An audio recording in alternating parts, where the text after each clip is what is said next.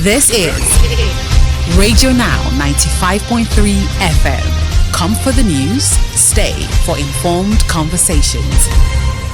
As promised, our conversations continue with legal conversations. This time around, the Department of State Services, DSS, is demanding an apology from two prominent media houses, Africa Independent Television AIT and Channels Television, over their reporting of the disturbance at the Lagos State House of Assembly earlier this week.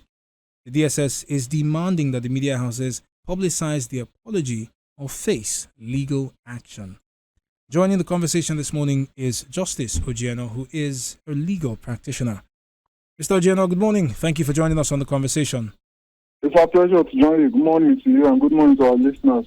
I'm very interested in your thoughts on this debacle between this three-way debacle, the DSS and two media organizations. What is your reaction to the position that the DSS has taken?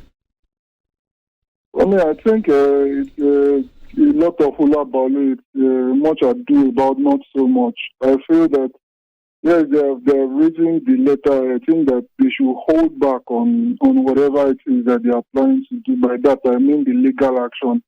It's if they considering the overwhelming power of the Department of the SSS, actually constitutionally as they ought to be called, I feel that they shouldn't wield such powers, they shouldn't exercise such powers. And this again brings to the fore the power of the Cybercrime Act and how that it can be abused. If a person does anything, provided that you put it on any of your websites or on any of your social media handles, they can now bring the overwhelming dictatorial tendencies contained in the Cybercrime Act and use it to pursue you. So I feel that as much as possible, it's a right to freedom of expression thing, especially for media houses. We must remember the famous words, publish and be damned, that was said by the Duke of Wellington. The press houses, by their very, very nature, they have a very, very short period in order to report an event, and because of the short period that they have to report an event, and the fact that the people have to be informed, there is some slack that is cut for them. The courts actually generally just overlook some of these few errors. It is not. They talk about the fact that they maliciously did it. That is so manifestly untrue. There is nothing that AIT, for example, or channels will have to. There is nothing they have to gain when it comes to directly going and reporting something that damning and negative against the DSS. So I feel that the SSS will have a very, very hard time establishing malice. And without establishing malice, I think they have absolutely no case. So, Mr. Ojieno, even beyond establishing malice, right, it seems like the SSS's their issue, the contention is the use of the word invasion, right? And I mean, as a media person, I know why that might be contentious. But there's a few things to consider. One, it's not that, like you noted, this information was publicly available, the information about the invite. What we did see was that security personnel were on the ground at the complex, and this is not a usual occurrence. The second thing is that later we essentially had the assembly acknowledging that, yeah, they invited the SSS, but they acted beyond their brief. They were not asked to come and barricade or bar entrance for lawmakers to access the complex. So these are some of the other things to consider. And I'm wondering how it presents, whether it presents any bearing whatsoever beyond the threat of a legal case. There's also just a possible public trial of the SSS trying to demand these apologies. What are your thoughts when you consider these dynamics?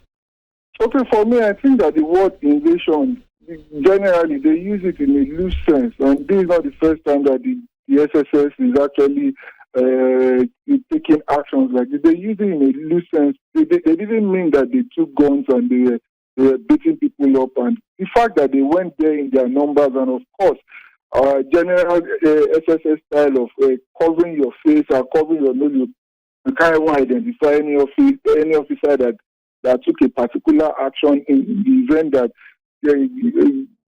clear human rights are breached. We can't even ascribe it to this particular officer or that particular officer because they all have their faces covered, and they came in their numbers and they came with their various rifles. What's a better definition of an invasion? I've seen the SSS operate.